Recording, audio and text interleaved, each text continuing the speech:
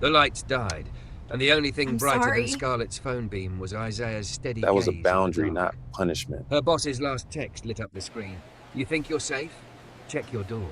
Then, click, the lock turned from the outside. Before we dive in, make sure to hit subscribe, tap like, and share this video. The more voices we reach, the louder these stories become. And drop your city in the comments. Let's see where love finds us. The hotel lobby smelled like polished marble and expensive decisions. Scarlett Vaughn moved through it like a woman trained to keep her face calm even when her stomach twisted.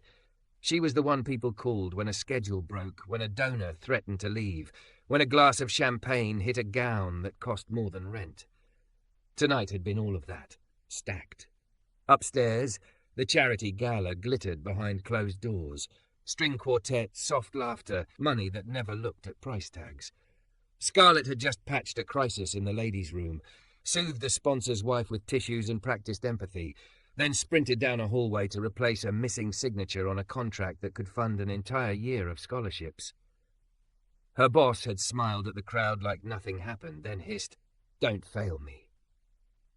Now Scarlett's heels clicked too fast across the lobby. Her satin-wrap dress, deep emerald and fitted, hugged her in a way that made strangers stare and made her feel exposed. She was white, mid-30s, thick and curvy, soft belly, full hips, strong thighs, curves she'd spent years hiding under blazers. Tonight the stylist had insisted, own it. Scarlett had nodded like confidence was a switch. Her phone buzzed again.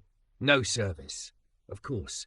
Rain streaked the revolving doors like the city was crying for her. She requested a rideshare, watched the little icon crawl toward her, and tried to breathe through the tightness under her ribs. A black Camry rolled up exactly where the app pin said it would, not an inch forward. The driver waited, hazards blinking polite amber. Scarlett shoved through the doors, cold mist catching her bare arms, and yanked open the back door. Finally, she snapped as she slid in. In the mirror, the driver's eyes met hers for half a second. He was black, late 20s or early 30s, tall from the breadth of his shoulders, deep brown skin, close-cropped hair, neat beard. No jewellery, no flashy watch, just steady hands on the wheel and a quiet, grounded presence. "Good evening," he said. "Scarlett?" "Yes. Drive," she answered, already tapping her phone like it owed her signal. He eased away from the curb, smooth and careful, blinker clicking, streetlights smearing into long gold lines on wet asphalt. Scarlett tried calling her boss. The call came through for half a second, then died. Scarlett exhaled hard. Unbelievable. "Bad reception around here," the driver said, not as an apology, just a fact. She didn't want facts. She wanted the night to stop pressing on her throat. Traffic tightened. A bus pulled in front of them. The Camry slowed, leaving distance. Scarlett's knee bounced. Her thoughts ran mean because mean was easier than scared. "Can you?" she began. Then the tires hummed over a seam in the road. Not even a bump. Just enough to rattle her nerves. Something in Scarlett snapped, quick and ugly. "Stay in your lane," she muttered. The driver didn't react. The lack of reaction made her feel invisible, and tonight invisible felt like failing. Her mouth kept moving before her mind caught up. "And I mean, stay in your lane," she said louder. "I'm not in the mood for—" She swallowed and let the worst spill out like poison. "Stay in your lane, black driver." Silence filled the car. Wipers, tire hiss, her pulse in her ears. The driver exhaled slowly, like he was counting. "Pull your words back," he said, quiet as a blade. Scarlett's stomach dropped. "Excuse me?" "Pull them back," he repeated, "because I heard you, and I'm not going to pretend I didn't." Heat climbed Scarlett's neck. Shame tried to rise, but pride shoved it down. She gave a brittle laugh, the kind she used in boardrooms to cover panic. "Oh my God, I've had a night. Don't be dramatic." He signalled, deliberate, and guided the car into a well-lit turnout under a street lamp. No sudden brakes, no yelling, just a decision. He put the car in park and turned slightly, not fully around, not invading her space. "You're getting out," he said. Scarlett blinked. "Are you serious?" "Yes, ma'am." "I'm paying you," she snapped. He lifted his phone. A soft beep. "You'll be refunded." Ride cancelled. Cancelled. The word landed like cold water. Scarlett's fingers tightened around her phone until her knuckles hurt. "You can't just leave me here," she said, voice rising. "It's late. It's raining. Do you know who I am?" His eyes met the mirror again. No fear. No performance. just tired certainty. "I know who you were in that sentence," he said, "and I'm not required to carry that." Scarlett opened her mouth, ready to throw another weapon, but something in his steadiness stopped her. He wasn't angry in the way she could twist into a story. He was simply refusing her. For a second, she saw herself from the outside, expensive dress, perfect hair, a life built on control, yet she'd used race like a knife because she couldn't control her own fear. Her eyes burned. She hated that too. "Get out," he said again, softer now, final. Scarlett shoved the door open and stepped into the rain. Water hit her hair and shoulders, cold and honest. Her heels sank slightly into wet pavement. She slammed the door too hard, then immediately regretted the sound. The Camry pulled away without drama, taillights fading into the wet night. Scarlett stood under the street lamp, breath coming fast. Her phone showed 1 bar, then none. She stared at the spot his car had been, then at her hand. Pride told her to blame him. Something quieter told her to remember his calm and the line she crossed. The city kept moving. Cars passing, laughter spilling from the hotel doors behind, a siren far away like a reminder that other people's emergencies were real too. She wrapped her arms around herself, dress clinging, and felt the hollow space where her anger had been. "What's wrong with you?" she whispered, and the question wasn't for him anymore. Scarlett stood under the street lamp like someone waiting for punishment. Rain threaded through her hair, making the expensive waves collapse into something more human. Her emerald dress clung to her thighs. Cars hissed by, indifferent. The hotel's revolving doors behind her kept swallowing people who looked warm and safe and certain. Her phone flashed 1 bar, then none, like it was ashamed to be associated with her.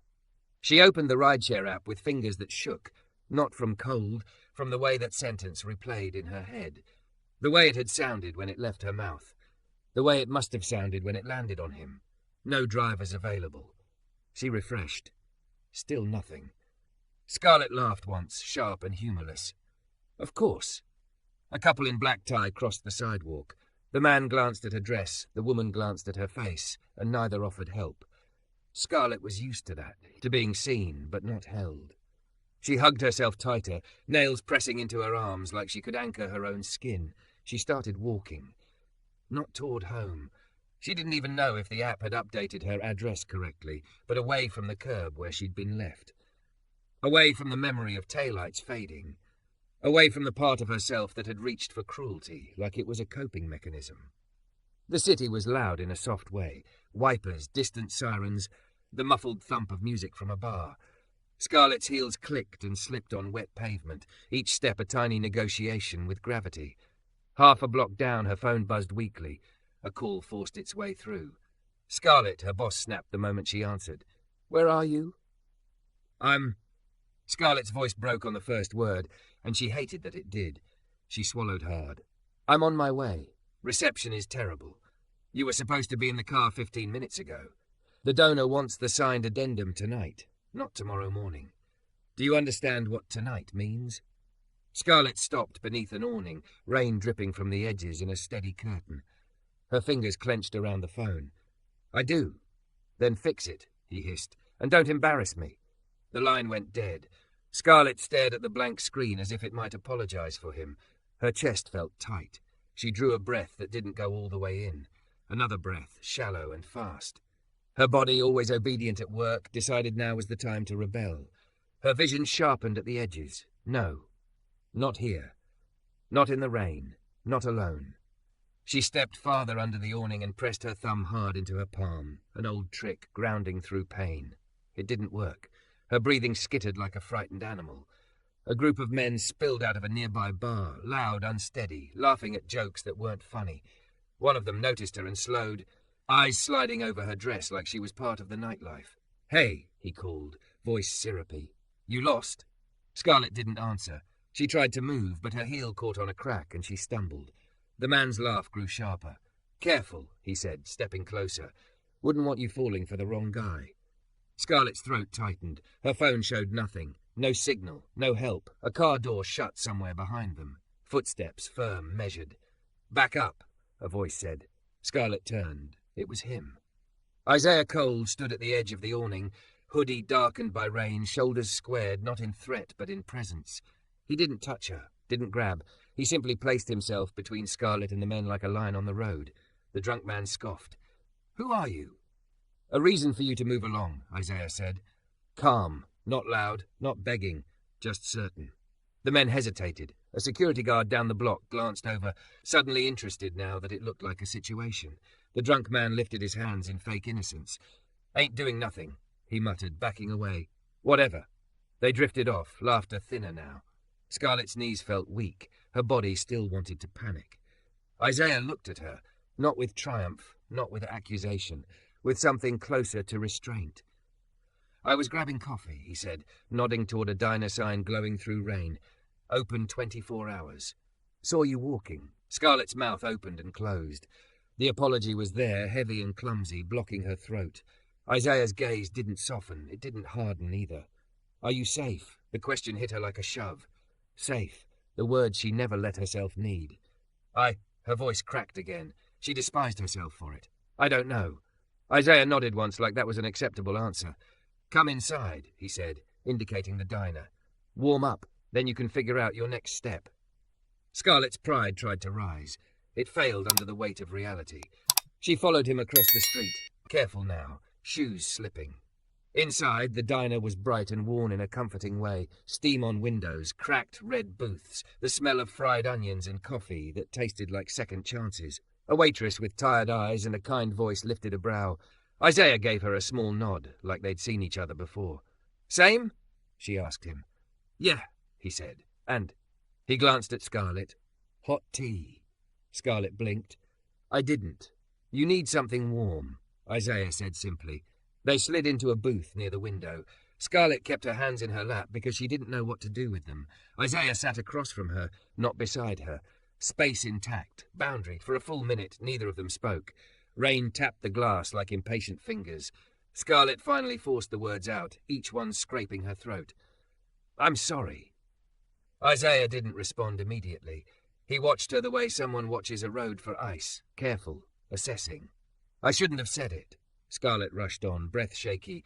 "There's no excuse. I was angry and scared and," she swallowed, "and I used you as a place to put it." His jaw tightened, not with rage, with something older. "You didn't just use me," he said quietly. "You tried to put me beneath you." Scarlett flinched because it was true. The tea arrived. The waitress set it down with a gentle clink, as if announcing, "Behave." Scarlett wrapped her hands around the mug, letting the heat bite her palms. "You were right to cancel," she whispered. "I deserved that."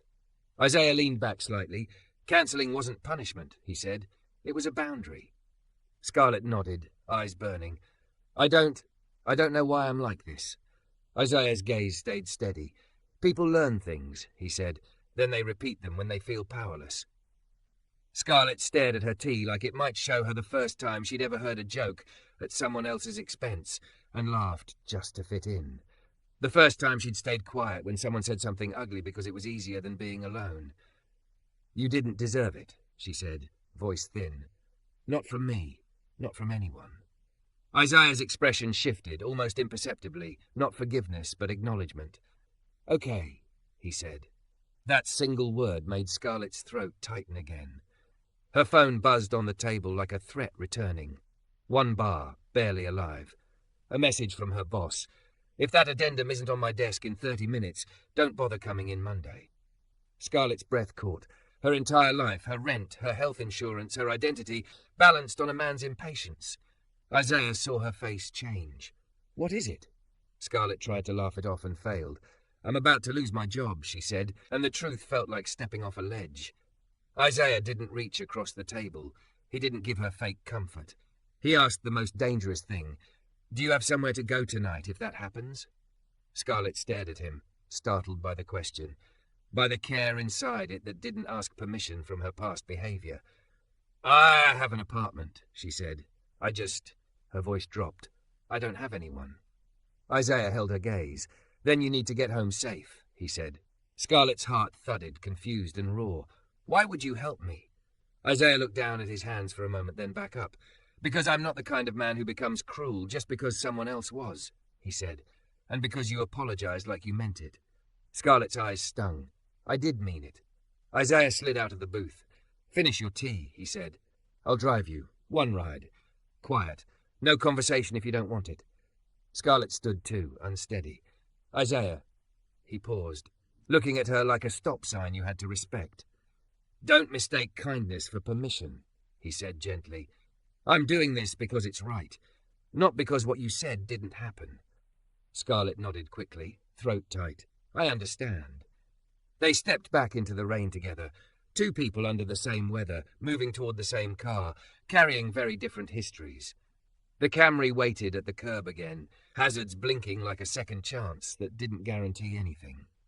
As Isaiah opened the back door for her, Scarlett hesitated, then said softly, Can I sit in front? Isaiah looked at her for a long beat, then unlocked the passenger door instead. Yeah, he said, you can. Rain thickened as Isaiah pulled into traffic, the windshield wipers keeping time like a metronome counting down Scarlett's choices. She sat in the passenger seat with both hands wrapped around her phone, not scrolling, not calling, just holding it like it could keep her upright. The silence between them wasn't punishment, it was space. Streetlights smeared across the wet hood. Isaiah's hand stayed steady on the wheel, palms relaxed, knuckles not white. Everything about him said control without force, and it made Scarlett painfully aware of how out of control she'd been, how quickly she'd reached for a cruel word, like it was a life raft. Her phone buzzed again. Call now. Scarlett flinched. Her boss didn't ask, he demanded. He didn't lead, he yanked. She'd spent years telling herself she was lucky to be close to power, that stress was the price of proximity, that if she just performed perfectly, she'd be safe. Safe was a lie. Isaiah glanced at her, not long, just enough to read her face. You don't have to answer that while you're shaking, he said. I'm not shaking, Scarlett lied automatically. Isaiah's eyes returned to the road. Okay, he said, like he didn't need her to admit it to know it. Scarlett swallowed. Her throat felt raw. If I lose this job, she said, the sentence heavy and humiliating, I lose everything. Isaiah didn't offer a motivational speech. What's your address? He asked instead. She gave it. He repeated it back, careful, accurate, and followed the GPS with the same patient precision he'd used to stop at the pickup pin. Scarlett watched his profile in the blur of dashboard light. The calm, the restraint. It wasn't the calm of someone who'd never been hurt. It was the calm of someone who'd learned how to survive being hurt without becoming dangerous. That thought made her chest ache. A few minutes later, her phone caught enough signal to send a message. Scarlett typed with trembling thumbs. I'm on my way. Addendum will be delivered in the morning. I'm not compromising documents in transit. It was a lie, kind of. There were ways to get it done tonight. She'd always found ways, but her hands wouldn't stop shaking, and she could still hear Isaiah's voice. Pull your words back. Scarlett hit send. Almost immediately, the reply came like a slap. You don't get to decide. Bring it now, or don't come in Monday. Scarlett stared at the words until they doubled. A hot, helpless sound rose in her chest, half laugh, half sob. Isaiah noticed.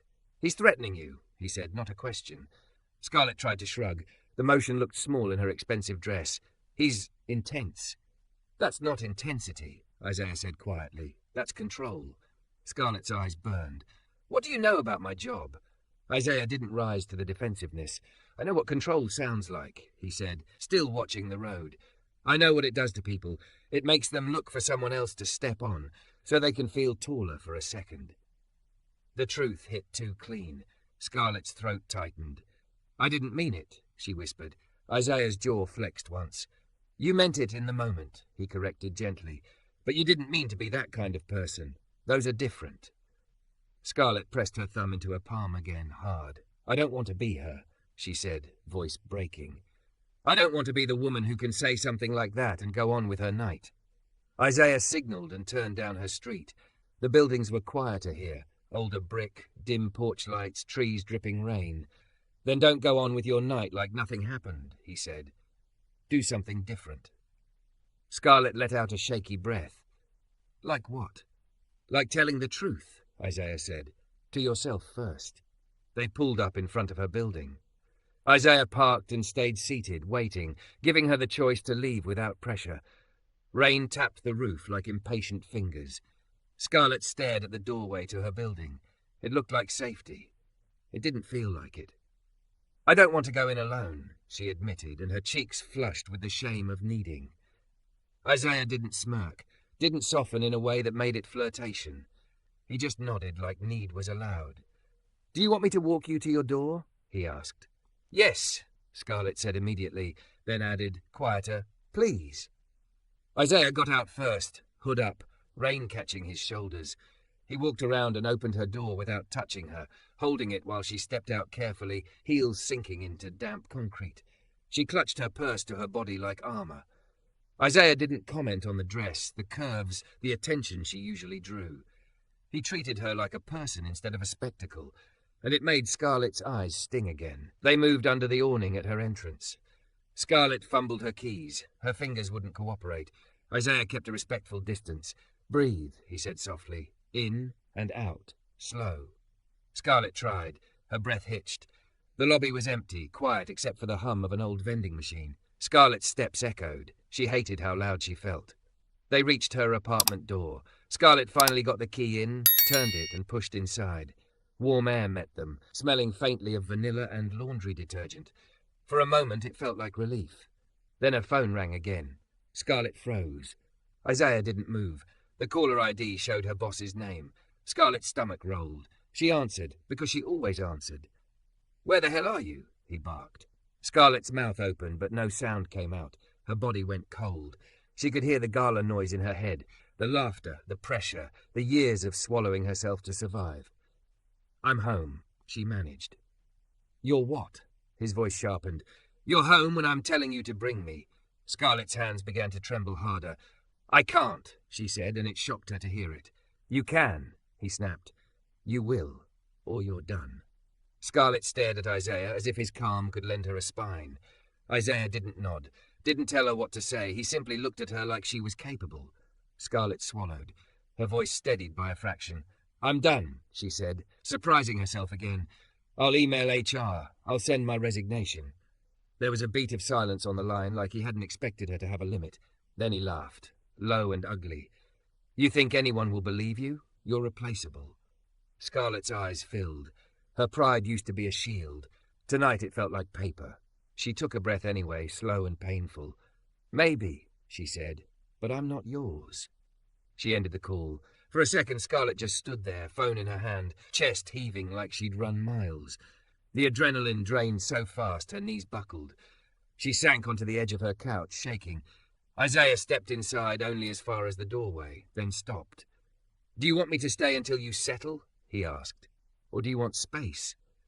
Scarlett pressed the heel of her hand to her mouth, trying not to sob. "I don't know how to be alone right now," she admitted. "And I don't know how to deserve you standing here after what I said." Isaiah's gaze softened, just a little, like a door opening 1 inch, not all the way. "You don't deserve kindness," he said. "You choose what you do with it." Scarlett nodded, tears spilling anyway. "Then I choose different," she whispered. A thunderclap cracked outside, close. The lights flickered once, twice, then went out completely. Darkness swallowed the room. Scarlett gasped, heart jumping. Her breath turned sharp again, panic trying to reclaim her. Isaiah's voice cut through the dark, grounded. "Hey, it's okay. It's just power." Scarlett's hands fumbled for her phone flashlight. The beam shook across the room, catching Isaiah's face, steady, present. "Do you want me to go?" he asked again, quieter. Scarlett looked at him, really looked. At the man she'd insulted, the man who'd set a boundary, the man who'd still walked her home, the man who'd watched her stand up for herself without taking credit for it. "No," she said, voice trembling but clear. "Please, don't." Isaiah nodded once, like he heard the weight under the word. "Okay," he said. Scarlett's throat tightened. "I don't want you to touch me," she said quickly, scared of being misunderstood, scared of being the kind of woman who took without asking. I can't sleep like this." Isaiah stayed where he was. "Understood," he said. "Tell me what you need." Scarlett stared at the hallway that led to her bedroom, then back at him. I need someone in the room," she admitted. "Just presence." Isaiah's jaw flexed as if he was choosing care carefully. "I can sit in the chair," he offered, "or the floor, or if you want, on top of the covers at the edge of the bed. No touching. Your rules." Scarlett's breath came out in a broken laugh that turned into a sob. "My rules," she repeated, like the words were new. She led him down the hallway with her phone light. The bedroom was simple. Neatly made bed, throw blanket folded with obsessive precision, a single lamp that now didn't work. Scarlett sat on the edge of the mattress, trembling, and looked up at Isaiah like she was afraid he'd vanish. Isaiah sat on the far edge of the bed, above the covers, hands visible, space between them like a promise kept. The rain hammered the windows. The building creaked. The darkness felt less hungry with him there. Scarlett lay back, still fully dressed, shoes kicked off, phone light dimmed. She turned her face toward the wall, embarrassed by how much she needed this. In the quiet, Isaiah spoke once, voice low. What you said was wrong, he reminded her, not to punish, so she wouldn't pretend it hadn't happened. But what you did after matters too. Scarlett's eyes burned again. I'm sorry, she whispered, for the 100th time, meaning it deeper each time. I know, Isaiah said. Scarlett's breathing slowed, inch by inch. The panic loosened its grip. Her body, finally believing it was safe enough, started to sink. Somewhere between thunder and silence, Scarlett fell asleep. And when she woke hours later, rain softer now, darkness still heavy, she realized something that scared her more than losing her job. Her lane had always been about staying small enough to survive. His lane had always been about staying steady enough to live. And somehow, tonight, those two lanes had led to the same bed, not in heat, not in conquest, but in the quiet, hard truth of being held by presence alone.